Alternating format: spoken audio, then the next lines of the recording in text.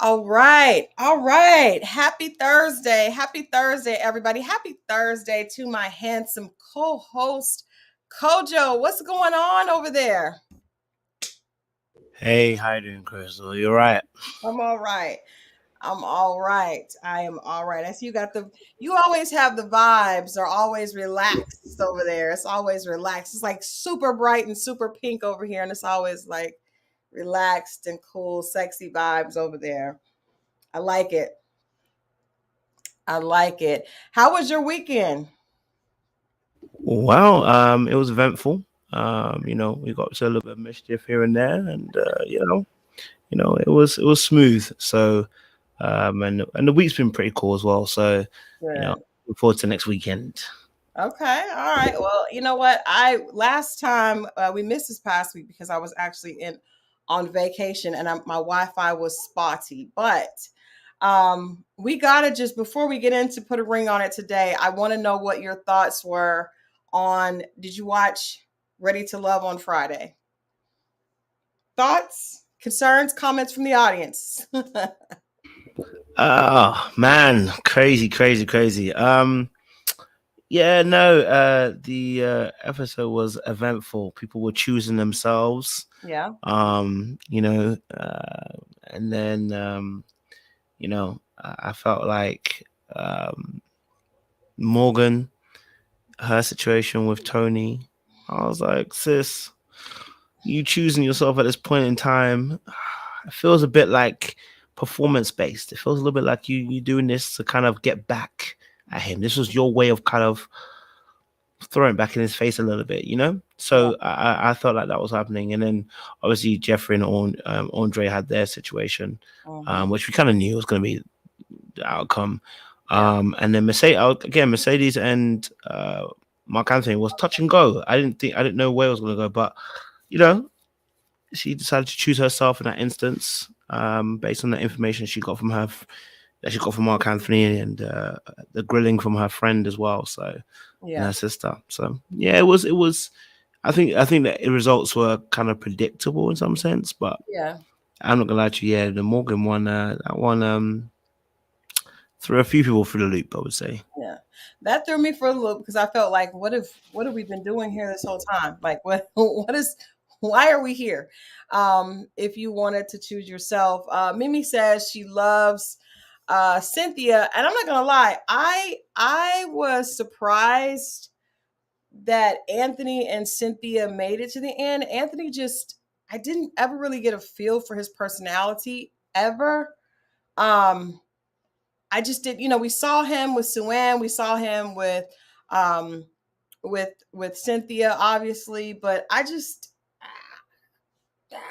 don't know. I just didn't really I agree with Ed Marie. It seems like the couples prolong things just to get to the end, especially Morgan and Tony, because I mean, she said the deciding factor was when he said that, um, Lennon could just have her, and that was what I mean.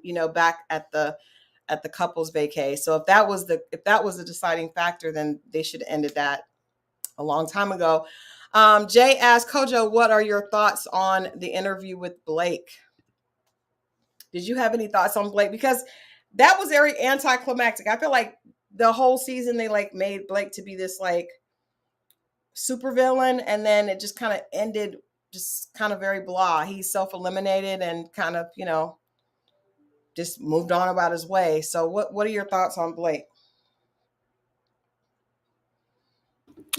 Man, yeah, I mean, I did an interview with Blake a couple of days ago, and I think personally, he's cool. He's a cool person. I liked his energy. But you know what I mean. Like, I like to see people can realize, I guess, that their present is attached to their past, and he shout out to Blake, but he kind of struggled, and well, I wouldn't say struggled. He denied, I guess, maybe the past being an effect of what his present situation is. He had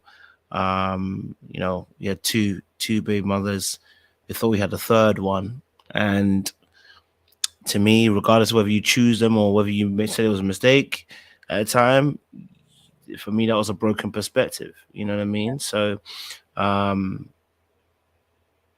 and if you can't if you can't understand how the past links to your present, and I think there's a part that you're kind of missing. So Yeah. yeah, but other than that, he was generally got a good energy, cool guy, very handsome, very charming. It was pretty cool. How did you find it when you were interviewing Blake? I found him to be the same. I do feel like I feel like he's intellectual person, and I don't feel like he's being that way on purpose, but you do kind of get vibes of him feeling like he's kind of above the situation. But I think that's just who he is. I don't think he was being hateful at all. I do think they tried to drive a narrative. But what's interesting to me is when I was interviewing him, the chat was the women were so overwhelmingly attracted to Blake. It was like it was going crazy. So I feel like there's two things. I feel like when there's a man that when women find attractive, especially to that extent, because there's some guys that have this sex appeal that they seem very much manly and like they could provide, but they're not necessarily pretty, right? But they just have this aura about them that feels manly. Women are drawn to that, but it's very different when a man is physically like pretty and women are like going, kind of throwing themselves at them like that. I feel like when women come and expect to be, they've gotten a lot of attention, and a man doesn't find them attractive and doesn't pursue them. I think that makes women upset, right? And I can say that as a woman. I think that sometimes when there's somebody that you're very attracted to and they don't show the same attraction to you, it can kind of hurt our ego because women have ego as well.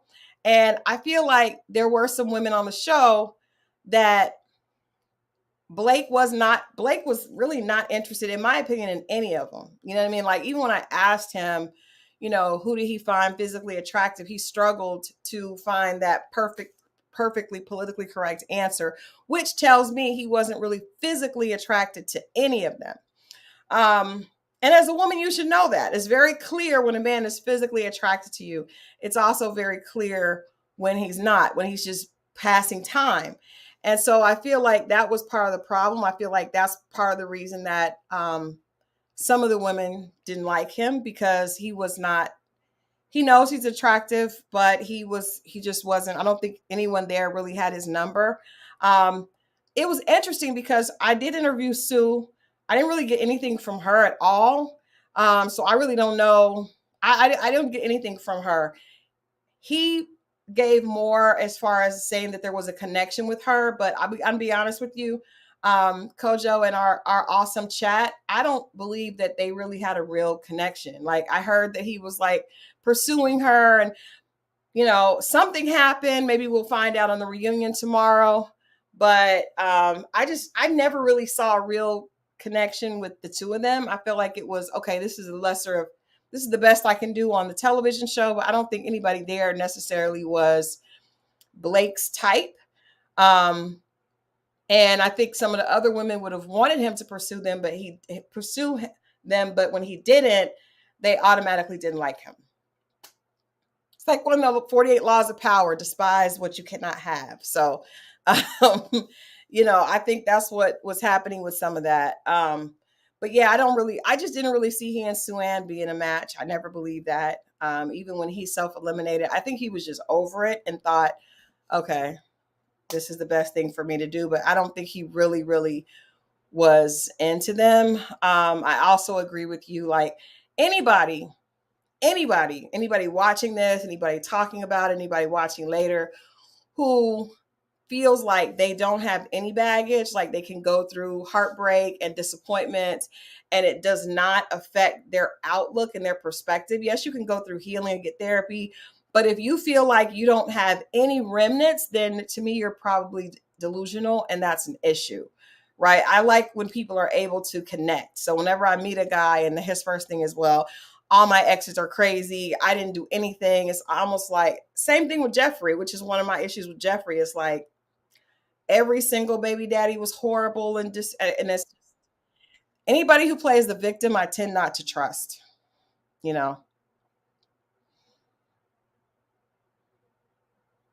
Yeah, I definitely agree that. I think that was one of probably my biggest kind of maybe drawbacks with Blake was that um, when you start making some of the decisions you made about this is my standard, um, it's a very clever way of doing it, but it's a deflection from the actual reality of things. I think Yeah. that's what I was noticing with him, you know.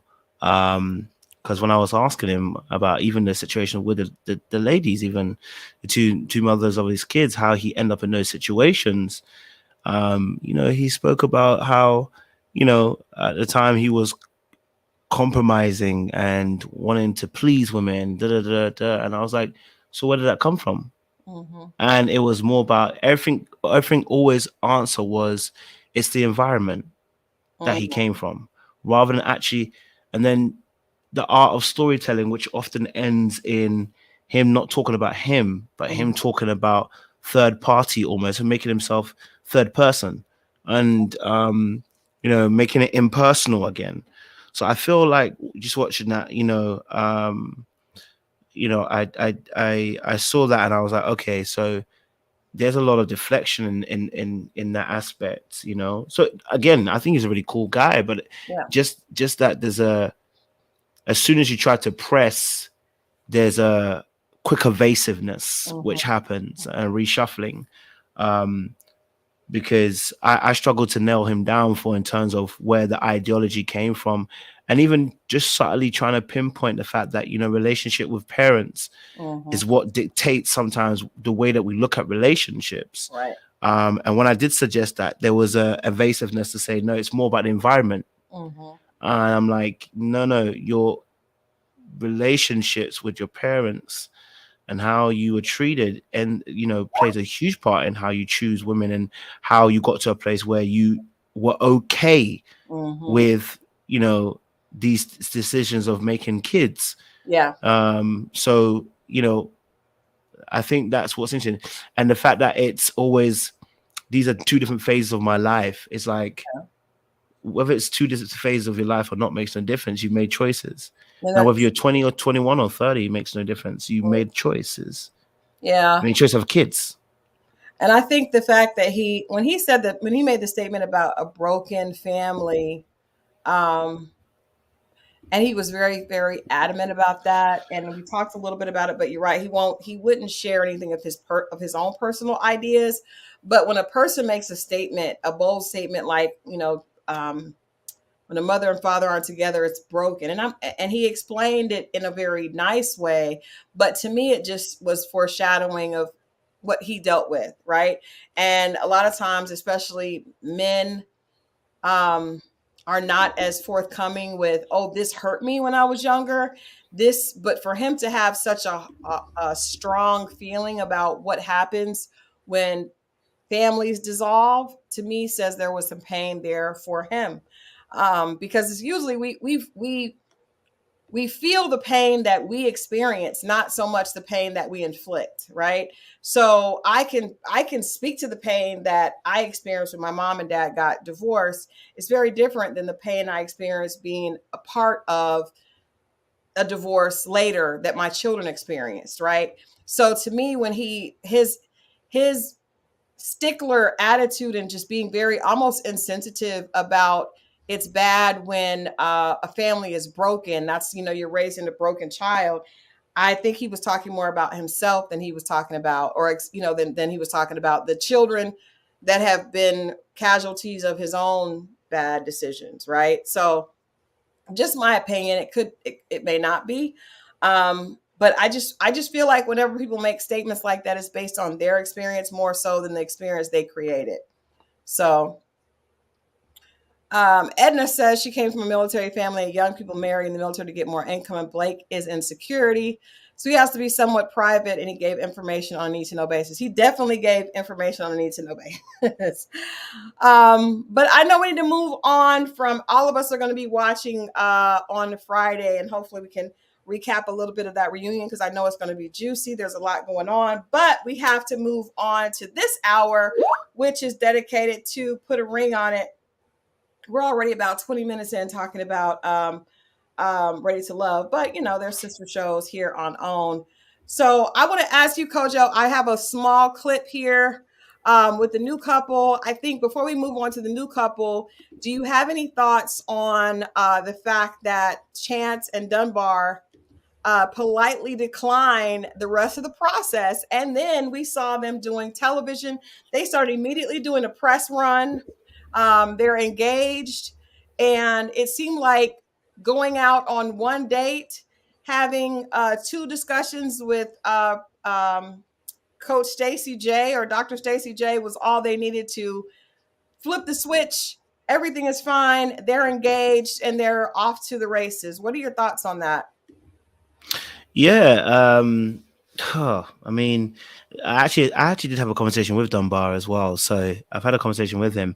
But if I was to take that conversation out of the picture and just say, based on what I saw on the screen, it's Mhm. almost as if we're avoiding accountability and avoiding us being scrutinized in a sense, right?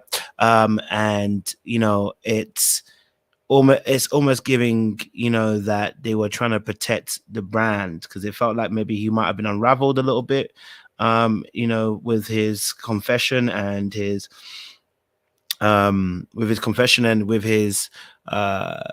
truth, right? Um i i think I can this process isn't for everybody, right? Let's be honest. The process isn't for everybody, and not everyone has a central nervous system to cope with seeing their partner go on a date with someone else. Okay, Right. so that's Yeah. that's a fair result. But they did come on the show, and they did manage to do a week or two, and we saw how this opened them up and began to you know um expose some of the things that maybe they needed to work on. And as much as Dunbar was a problem too, so was Chance. The Hmm. amount of protective energy she put out there, being loyal to Dunbar in a form of almost uh, defensiveness when it came to Dr. Stacy, was telling me, okay, well, this is an area that maybe needs work. You guys need to work on because Dr. Stacy's kind of pointing out some things, and Chance has become the mother hen, and put her wings around the eggs, so called, to speak with Dunbar. So it's like these are things that means that there's things that could be worked on, things that needed to be improved upon, and you may not have liked it, but it's actually started to work and bring about some of these issues to light. Hmm. So yeah, that for me personally, them leaving early kind of subverted the process. But then my question is, how ready could you have been, what I mean, to go on a press release tour, and then to propose as well? How ready could you have been? Yeah, I'm actually interested in hear your opinion on your interview with Dunbar. I haven't talked to them, and because I was just so thrown off by the ready-made press run. I just was like I was just kind of thrown off by it, so I wasn't really. I just like I don't know, what what I want to ask right now because, especially considering the fact that we saw Dunbar give he broke down, right? And there was obviously a lot more there. He didn't feel worthy. He didn't trust that he could be honest. There was a lot that happened in that breakdown. It was like, whoa. And then it just pretty the package back up. All of a sudden, we're off to the pre-engagement, press run. I wasn't really sure how that happened. I do know that people that are dealing with a lot of issues don't feel comfortable that way. And so the fact that he was able to kind of put it in reverse so quickly is worrisome to me. And then, like you said, there were issues with Chance as well. So like I said, I'm interested to hear your opinion on your interview with him because you had to get. I know how you do, so I know you got some good, or at least a perspective from him. I think he's a genuine person that's struggling to find himself, but yet still live up to the ideals that are expected of him. That's what I get from him. Just somebody that's really struggling to live up to what he wants for himself, but um, that doesn't always work. I think a lot of us have felt that and have dealt with that. But at the end of the day, you always are going to meet yourself. So whether you hide it behind an illustrious career, a beautiful marriage, a beautiful person, a lot of hype, a lot of headlines, you still got to deal with you. And then I see people are saying, Edna is saying that he was suing bloggers, and bloggers had to get their lawyers involved. I don't know anything Yeah, about Courtney it. and Eddie. I think it was. I think it was So Courtney and Eddie. But yeah. So I guess there's more there. Do you know anything about any of that? yeah, yeah. So I actually, like I said, so I had a conversation with Dunbar.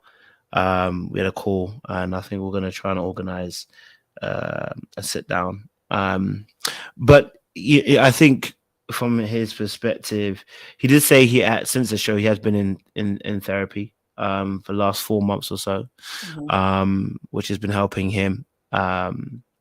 I think from his perspective, and just terms of looking at the whole situation, this just wasn't the process for them. Yeah. It wasn't a process for them. They felt like this wasn't necessarily going to help all the way, and I think also Dr. Stacy might not have been who they thought they wanted. I think they wanted Dr. Nicole, and I think they wanted someone who was gonna be able to help them sift through their their stuff, Mm-hmm. and so again, Dr. Stacy once more was probably not good for the central nervous system for these two.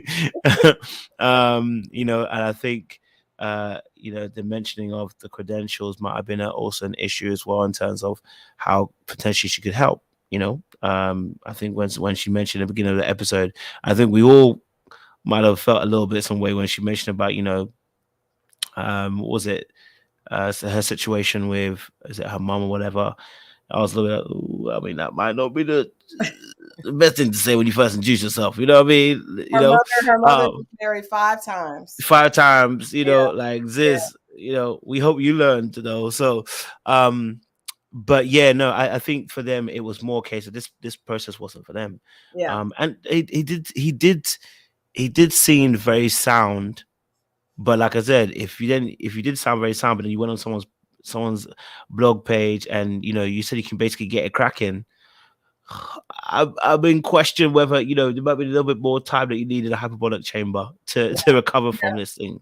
Yeah. So Yeah, but yeah. even the first date, he to me he's a person that wants control but loses it very easily, right? Because Mm. even the first date, and it was very cute. Everybody thought it probably did cute for that ratings, that show with him, kind of praying and threatening the guy, but it's a little too much. It was a little too much. And so, um, it'll be interesting to see how this plays out.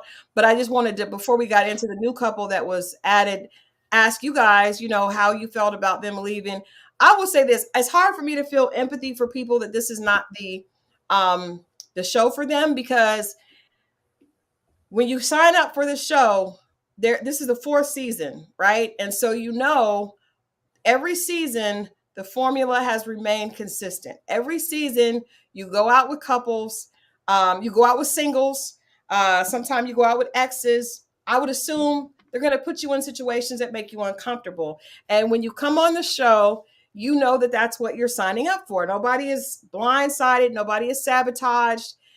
G Dub, everybody watches previous shows. I say this to people on Ready to Love when they say, well, I didn't like the choices, or I didn't like, I'm like, I'm not used to dating people and watching them date other people.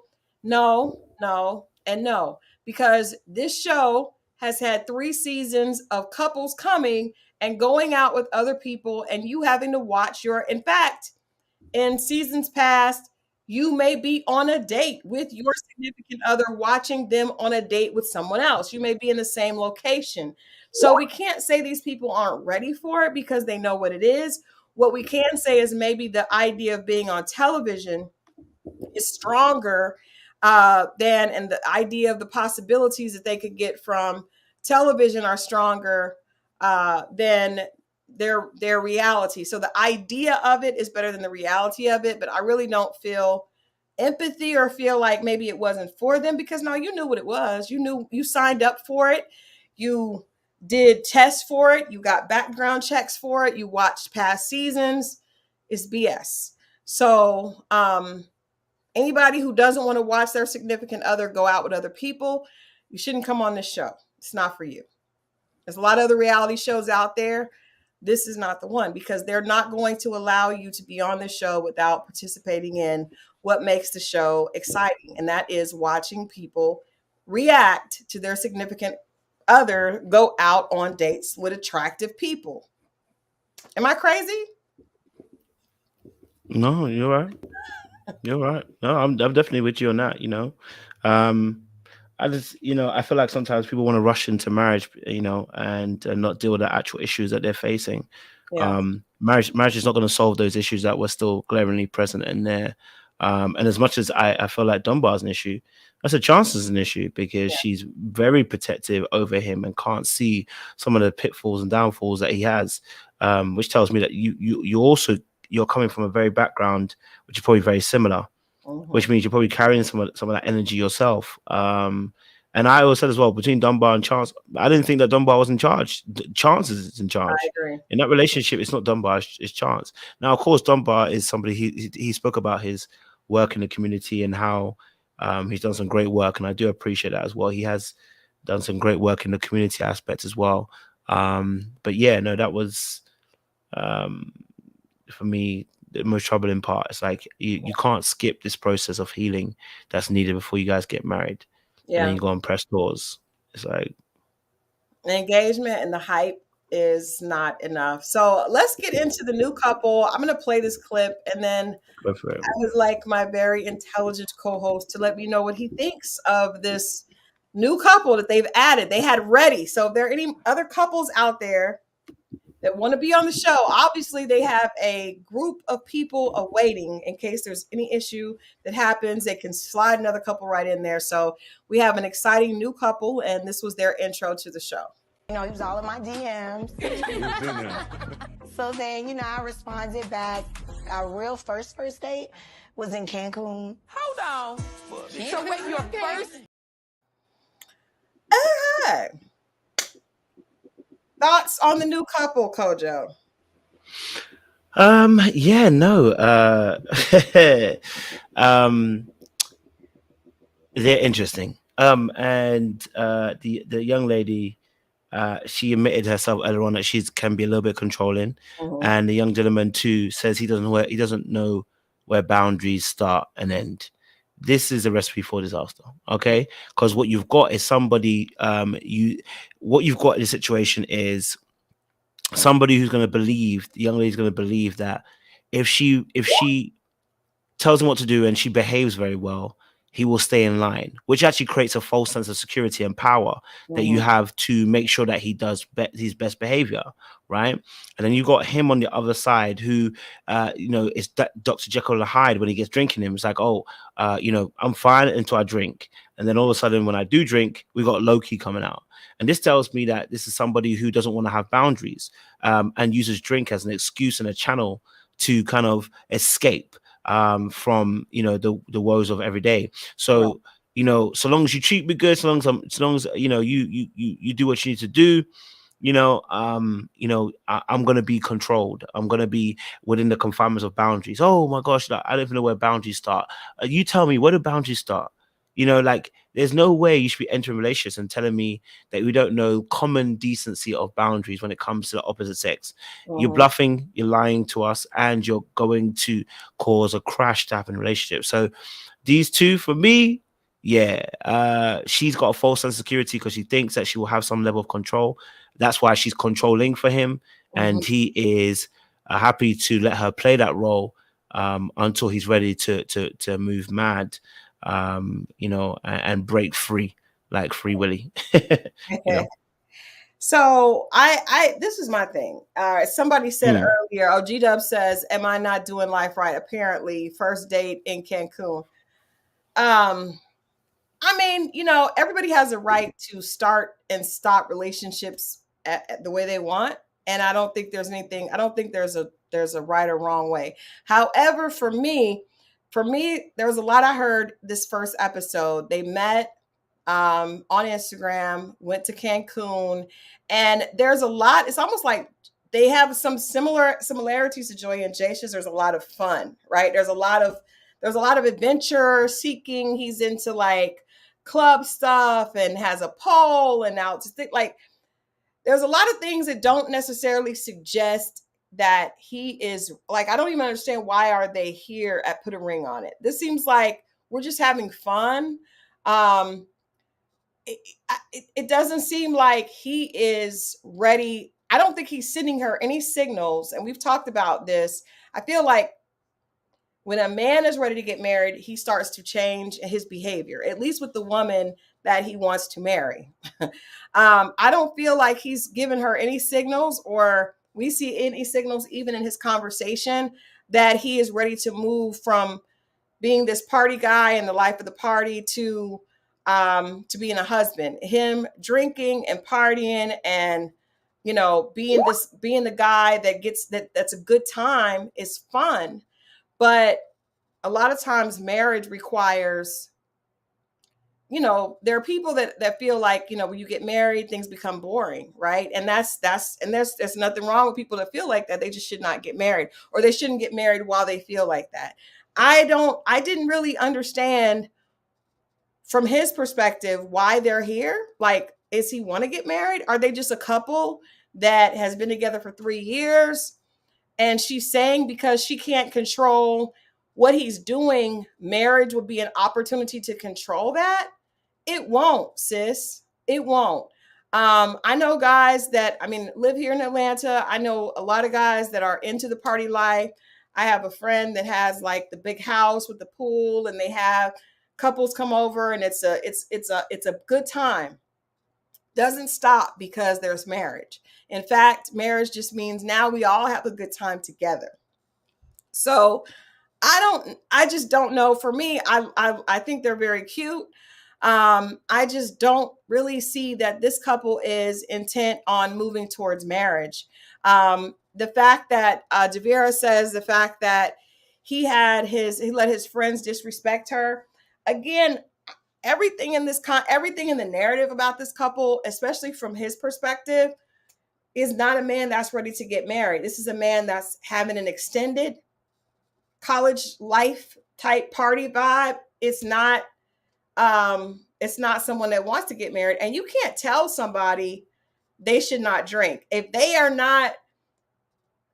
not managing and controlling their intake themselves based on what happens when they drink. Because people that drink, they usually have like the same exact situation happen. Man, I got drunk, I ended up here. I got drunk, I did this. If they haven't stopped that behavior on their own, they are not ready to do it. And you watching and observing and trying to discipline that, to me, it's not going to work. A grown ass man knows if he wants to drink. He knows if his personality changes when he drinks, and if he wants to change that or turn that behavior, he will do it. You won't have to tell him to do it.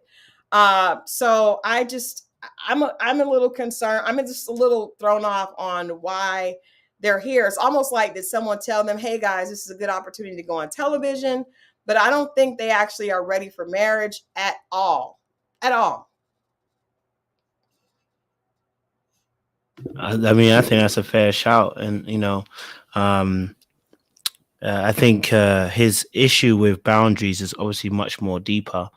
And like when they told that story, obviously, about how the friend disrespected her, I was so confused as to how he didn't understand, or how he didn't defend her and make his friend apologize to her. It kind of showed where his priorities lied, and what he prioritized, and so she wasn't the main priority.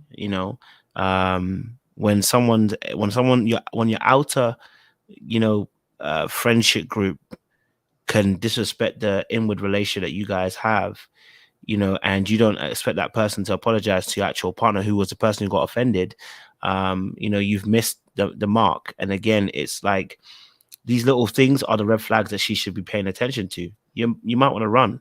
If the friend can do what he said, threaten you, and you don't do anything, and he doesn't make him apologize to you in that aspect, you know, it's really showing a disregard for you and your feelings, right?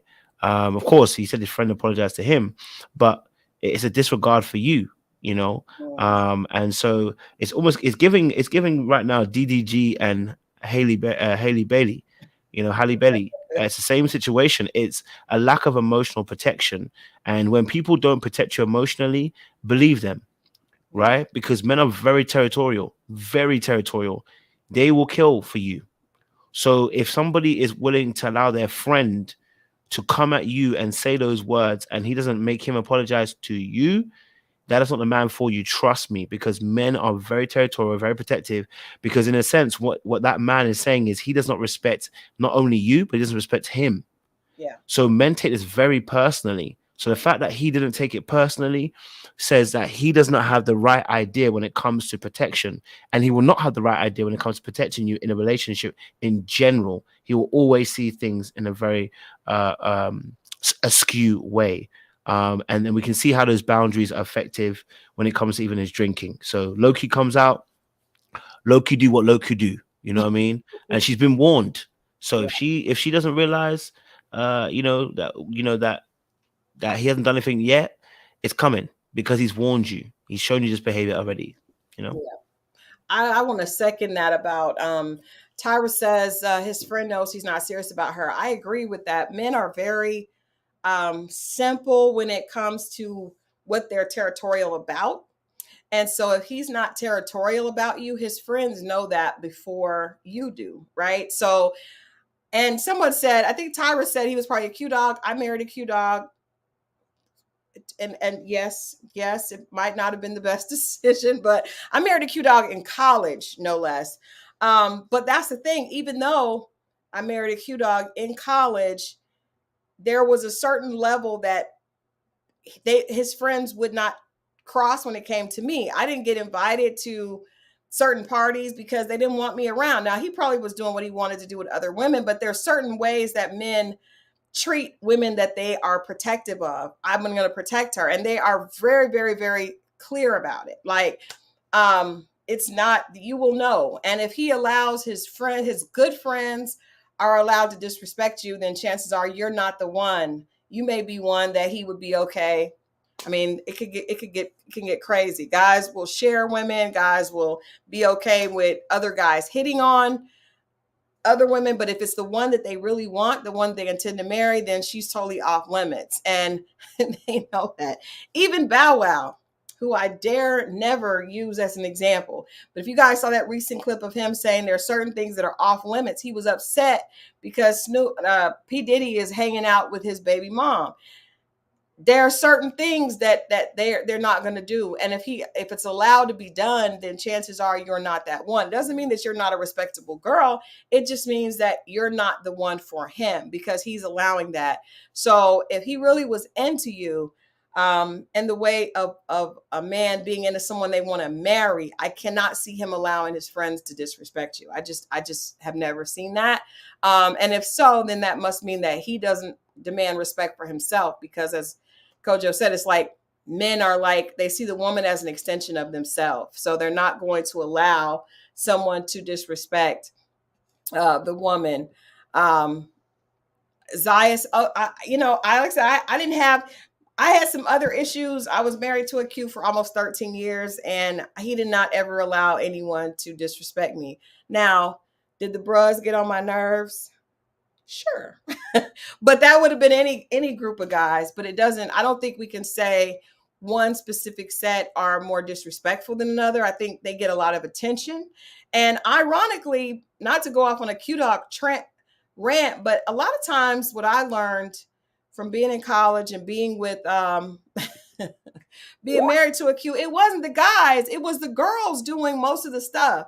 So when they would say, oh, you want to party with the Qs, and the girls come and start doing things, like a lot of times it's not necessarily the men, it's really women that are loving the stereotype and egging it on. And so I've learned that even working as a publicist in the music industry, you guys would be amazed at the things that women instigate with men. It's not always the men doing the things, and then the men get the bad rap when something happens. But a lot of times it's women really pushing the envelope and disrespecting themselves before a man could even think to disrespect them. I've seen more women disrespect themselves than men try to disrespect. Now, I'm not saying that men don't disrespect women, because they do, but a lot of times the women are the one instigating that and pushing that, and they only get upset when it doesn't go the way that they want. It's like, I'm willing to disrespect myself, and if you don't want to partake in that with me, now I want to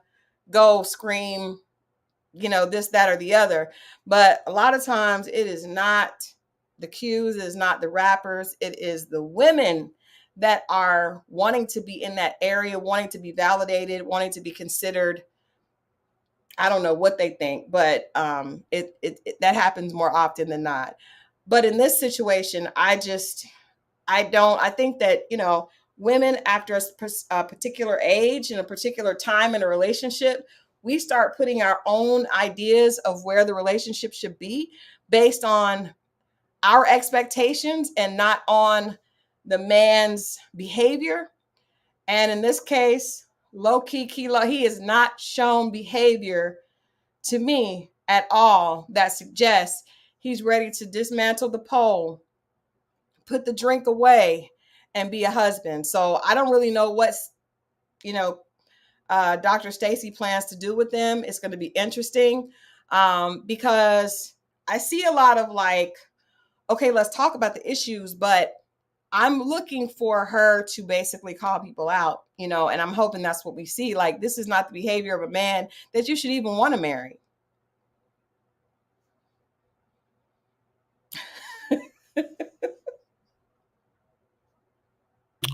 And this is honestly, people are trying to say things that don't need to be saved. So people are resurrecting things that even Jesus is not trying to resurrect. Like, leave it alone, and this is one of those situations where you've been warned and you're trying to save something that doesn't require saving, it requires death.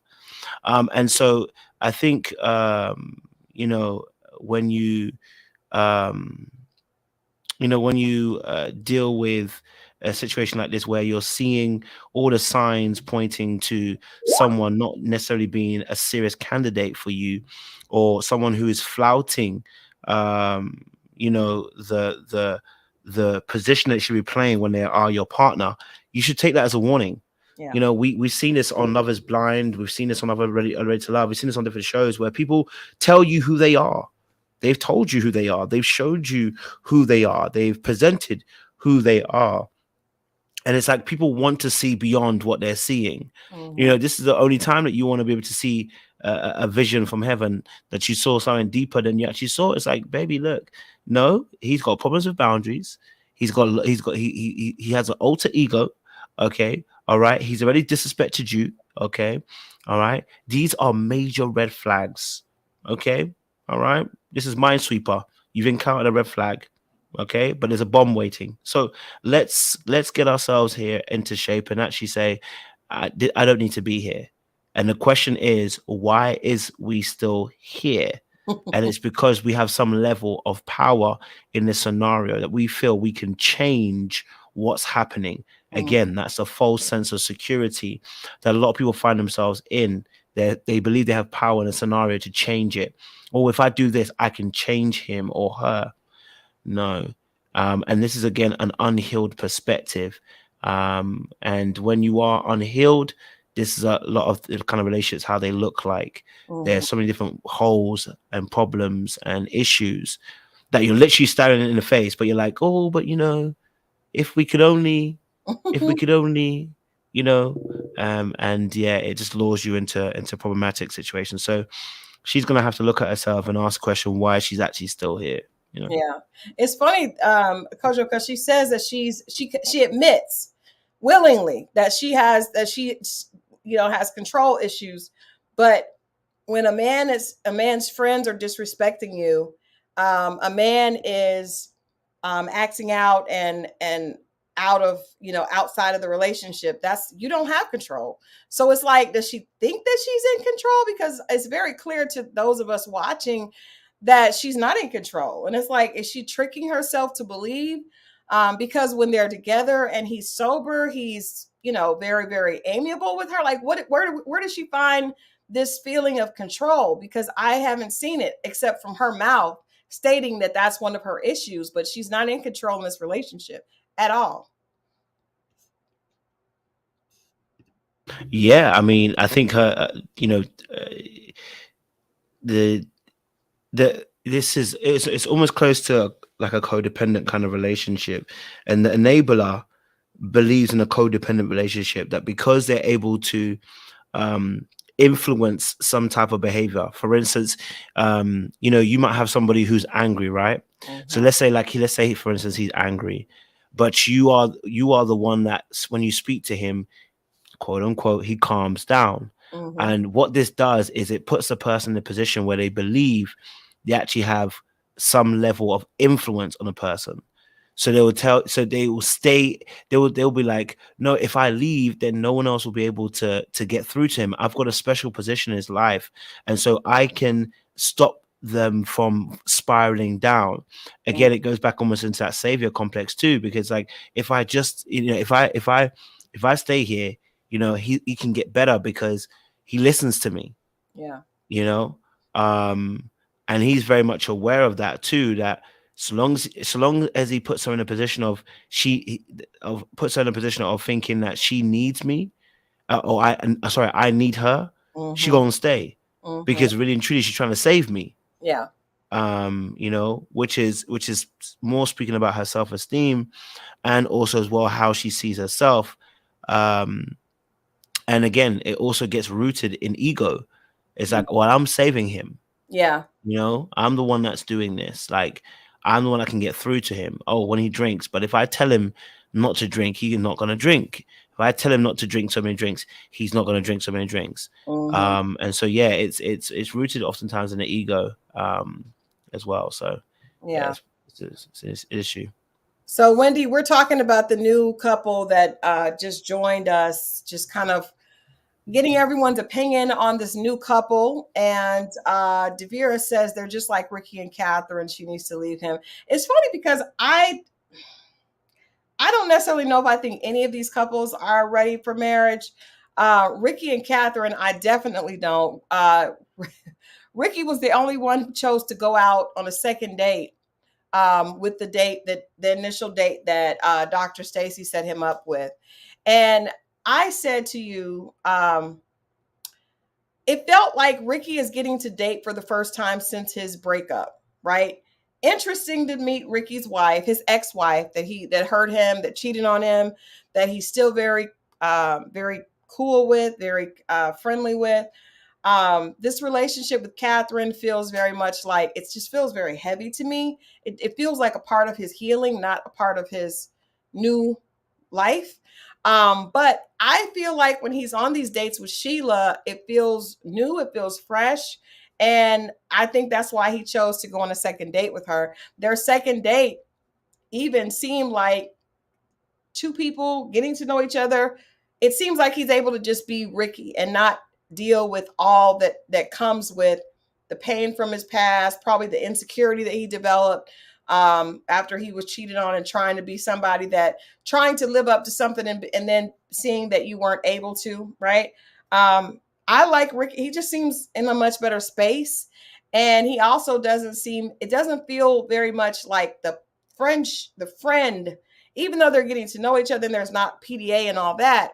It seems like there's interest in her as a woman. With Catherine, it feels like that's his sister. It feels familial. It doesn't feel like a relationship. So for me, yes, I agree, El Cid. Ricky without baggage is what it seems like on his date. I agree 100%. Yeah, I mean, I think what's happened is, and this is the issue with supporting people in the time of their most dire need. Look, I would say that sometimes we bond over a traumatic time. And I think it takes you to be in a more healed perspective to be able to see when you're bonding with somebody over trauma. Let me give an example, and it's the correct term is not trauma bonding, because actually there's actually trauma bonding is actually a definition in terms of the abuser and the person who's been abused. But when we bond over our trauma, what people don't realize is, for instance, I can meet you at a time of your need, right? And we can be discussing about similar trauma that we've gone through. And it can create the impression that we have so much in common, when really, if you really check the substance and the percentage of the conversation, it really was about more our traumas rather than actually what you like, what your interests, your hobbies, what you see the future for, etc., etc. And this is why it's important, because uh people in the time of their healing, should not be involved in certain activities. And when you join them in those activities when they're in their time of healing, by what I mean by that is entering relationships and having sex with those people and thinking it's going to become a relationship, what you end up doing is circumventing the process. And then people start seeing you differently. You are in a time of we were in a time of obviously support, right? Because she was a friend for him for a very long time, and that turned into a relationship. And this is why I'm saying that when someone's in their healing phase, leave them the heck alone. Like when I say, and I mean that in the respect of romance, if you know that you're likely to get caught up, leave them the heck alone, because they're at their most vulnerable point. So simple things like your kindness and your love and your attention can seem like so much more because the person is still wounded. You know what I mean? And so that gratefulness can be misinterpreted as, well, maybe we should be together. Yeah. Maybe we should like it. No, your ass needs to heal by yourself. You need time in the wilderness. You've finished your relationship with your wife. She's hurt you very deeply. I know you're supporting me. You got your shoulder to cry on, but let me heal before I enter any particular relationship. So now what Catherine is reaping is what she sowed. By getting involved with somebody in a romantic sense who was still healing, we can see how quickly stalemate the relationship has become. And now we're really asking the key question: what do you guys actually have in common? Do you actually really like each other? Did you ever really like each other in that particular format? Or was it a case of convenience that you guys fell into, Yeah, I think there's something to when a man is able to be with the woman that he wants to be with. And I think we talked a little bit about that last week. I think I had a friend that told me, well, my money is down now, so I can only get 5s and 6s, right? But when I'm up, this is the type of woman I want. As a woman, you have to be careful that you do not go around helping wounded birds, because a wounded bird appreciates help, food, comfort from anyone, right? It doesn't, but once that bird is healthy, that bird can fly and choose where it wants to rest and choose where it wants to make its home. And I think in situations like with Catherine and Ricky, Catherine was easy. He didn't have to work for it. But when a man is at his best, he wants to earn the love of the woman that he really, truly wants to be with. He wants to choose.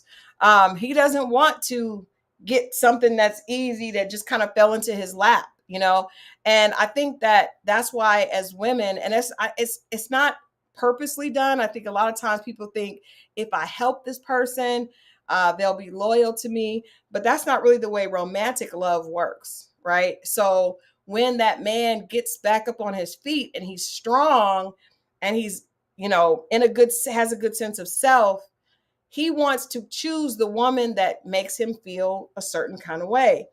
And if you are the one that has nursed him and got him back in that situation, I'm not saying that he may not be grateful to you.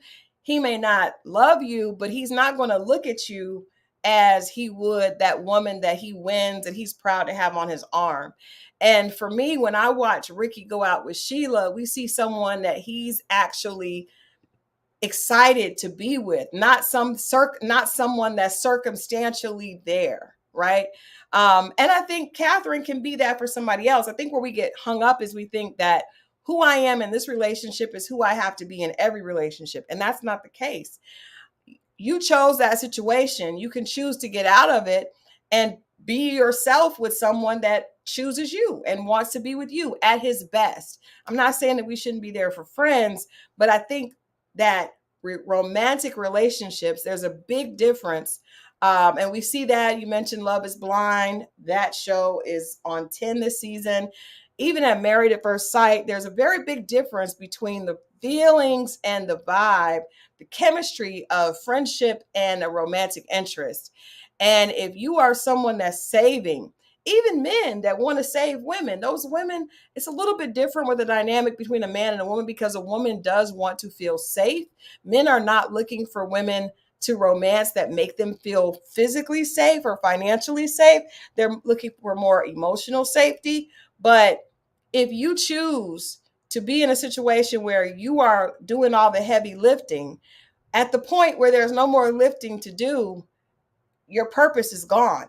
You know what I mean? And so I think as a woman, you have to be open to allowing a man to see you as a prize and to chase you. And if that man that you like is not in a place to do that, sis, leave it be. Leave it be. Leave it be. And so I wish that Catherine had not done that. But, we'll see how this plays out.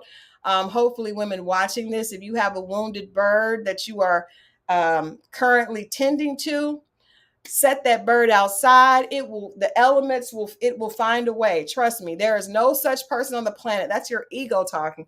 No such person on the planet that needs you to fix them or they will be lost. No, you've chosen that. You leave him alone, let him do him, let him become a man and he'll do it himself. If he really wants you, he'll come back and get you. If he doesn't, you'll be better off and the man that truly wants you will find you. So please stop trying to take on projects, hoping that those projects will owe you love and affection and, be loyal to you based on the fact that you saved them during their wounded bird time. That is not the way it works. You will end up being a bridge, taking someone to the person that they truly want to be with, and nobody wants to be used like that. So just my 5 cents. Oh, that's I good. agree. Wounded birds fly away. Very true. Very true. So let's get to Joya and Jasha. What do you think of Jasha's date with the young lady that he said that he felt like Joya needed to calm down? She was just. Your thoughts on that whole situation? Yeah, I mean, first and foremost, I'm not sure how much he actually liked her, but maybe I'm wrong. I'm not sure how much he actually liked her. I just think that he used her because she was so passionate about touching him and flirting with him, and it was a way to kind of get back at his particular girl at the time because these two like to be a little bit petty towards each other.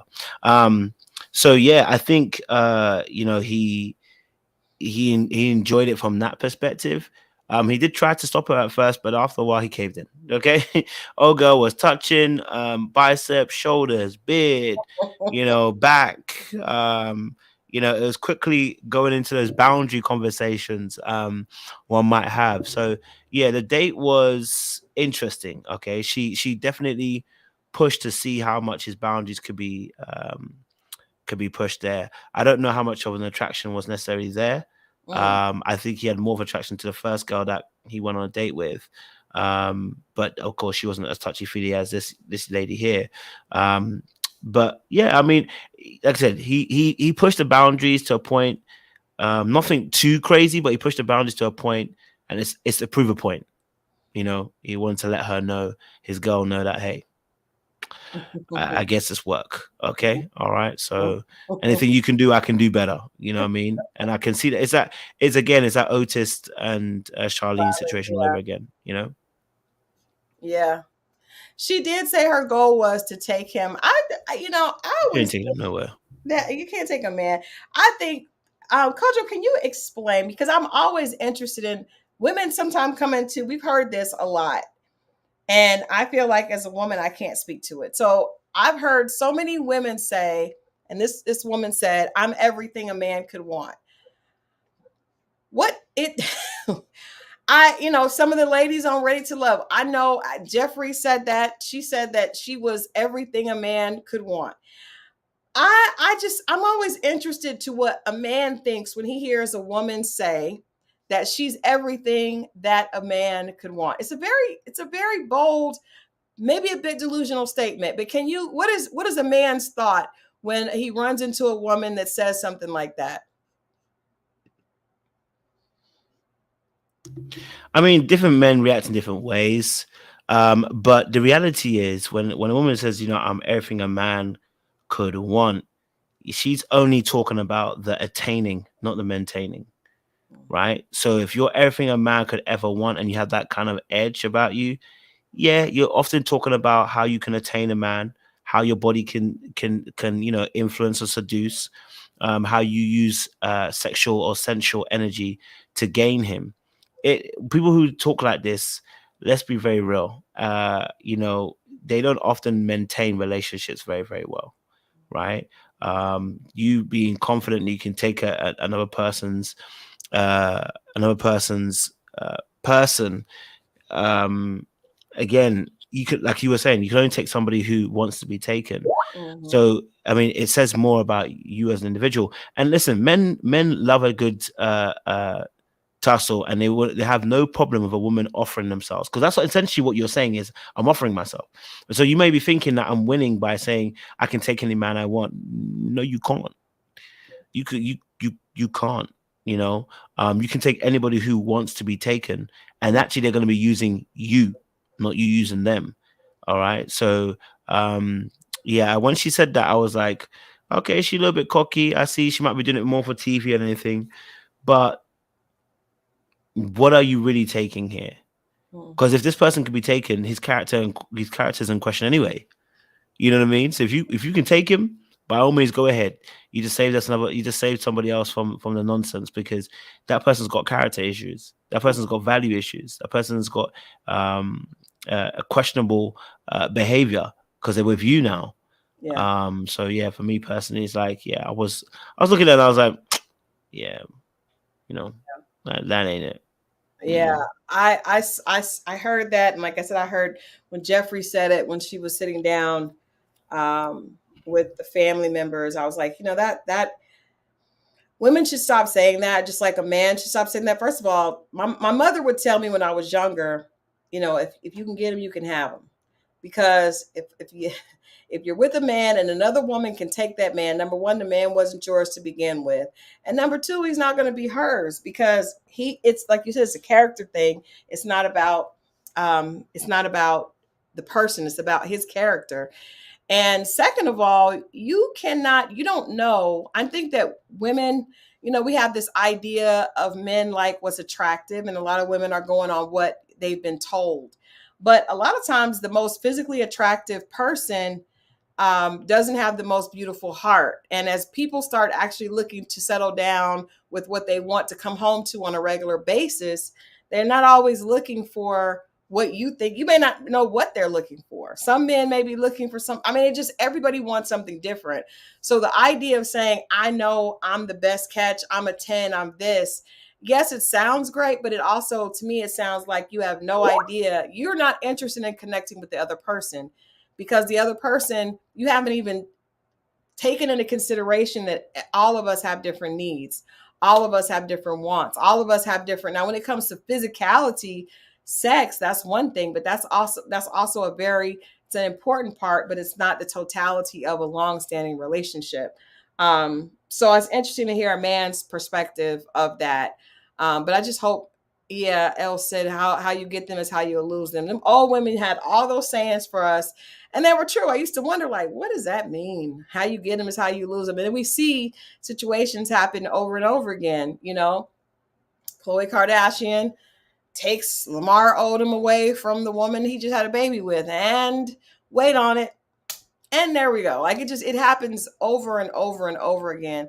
But to me, as a woman, why would you want to take somebody's man? Like, that's some ego stuff. And that says the man has bad character, Why would you want to, if somebody is that quick to leave a relationship that they've invested 2 years in, what do you think he's going to do with you when you don't even have that much invested? So you just have to always be looking at the reality and not the hype. I think a lot of times we're looking at, the saying what makes us look cool on TV, or, some people live their lives like that, but it doesn't fare well. It doesn't fare well. And like Joe says, good old karma. It's karma. And it's also like you're going to attract what you put out. So, you know, and that's what I think, will happen. When it comes to Joy and Jaisha, I just don't think that, I think they're a cute couple. I don't think they're ready for marriage. I don't think that there's anything here that suggests they're ready for marriage. I think he's still working it out. And as a woman, you don't want to pressure a man into marriage. As a man, you shouldn't want to pressure a woman into marriage, because anybody pressured is going to eventually resent you, and they're going to feel like, I'm here and I never want to be, and that's not how you should enter marriage, with somebody thinking, well, we weren't getting no younger, we just might as well do this, and now I'm miserable down the road. Like, that's not what you want. So I don't see them as a couple that is excited about marriage. She may be excited about putting on a dress, but not about actually being ready to be in a marriage. Yeah, I mean, I think, I'll keep it short with these two, because like I said, I think we said it kind of like last 2 weeks ago. Their situation. This is a time limit situation. So, old girl's got a time limit in terms of when she wants to get married and have this kid. So, either he does or he doesn't, really and truly. And for her, for him as well, I think, I don't even see what he kind of learned. I think what he said he really appreciated his girl after this, but I was like, what did he actually learn from this day after? Nothing. Not much. She was doing yoga when he came in. He was like, yeah. And she purposely like grab him and everything. It's like, I missed you. It's like, yeah, there wasn't much there. I don't know what they're for them. I don't know what they're learning on their one, to be honest, so maybe we'll see in the end, but yeah, wasn't for me. Interesting. Tomorrow night we'll see another episode of Put a Ring on It, and the reunion for Ready to Love. I'm interested in this reunion, so we'll definitely have to spend a few moments next week rehashing part 1 of Ready to Love, the reunion, and then getting into Put a Ring on It. Like I said, from Put a Ring on It, I'm really interested in seeing Dr. Stacy go a little bit deeper and talk about some of the things that we've talked about, and even some of the root causes behind, Jazz wanting to be controlling, saying that I am controlling. Where is that coming from? Like, what is the problem with, why is Joya determined to make this the situation? If your biological clock is ticking, why not look for a situation that's more compatible with that? And even, going into an uncomfortable conversation with Catherine about the fact of how she and Ricky got into this very comfortable yet not fulfilling relationship. So I'm interested to see how Dr. Stacy gets into that. I am also looking for Love is Blind. Love is Blind, Married at First Sight, got a bunch of crazy stuff happening. It's a good time to be a relationship blogger right about now, because Love is Blind has me. Kojo, I am telling you, if Kwame marries, what is the girl's name? The white girl that he's with, Chelsea. I am over. He is, the entire season, he has let us know that he's not into it. And if it happens, I'll just be waiting on the waiting on the responses a couple weeks later where they get divorced. Absolutely ridiculous. That one, I'm just like, absolutely not. Absolutely not. Kwame, no. No. Save yourself, Kwame. Save yourself.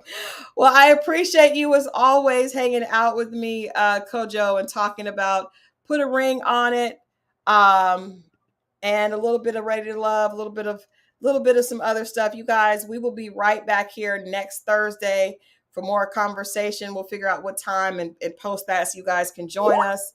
And I will be live tweeting tomorrow. Kojo, I'll be in your DM as we watch what happens on Ready to Love tomorrow night.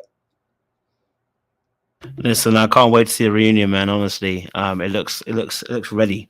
Yeah, It looks ready for explosive fireworks. So we look forward to it, man. Yeah, you see that Blue has connected with someone from a prior season, and he did hint at that when I interviewed him. So, anybody have thoughts on? Blue's been arrested. Blue's been arrested. I saw that. PPP loans getting everybody. Be glad you guys are not over here. Loan fallout. So. It'll be interesting. I'll hit you on DM. Thank you so much, Kojo, and all the viewers from Little Black Book for tuning in with us. To my viewers, I love you guys for watching, and I will be back at 9:00 tonight Eastern Time with Lyndon with all the questions that I've had for him all season. Tune in a couple hours. We're going to get to it. All right? I'll see you guys then. Kojo, love and kisses across the pond. Bye.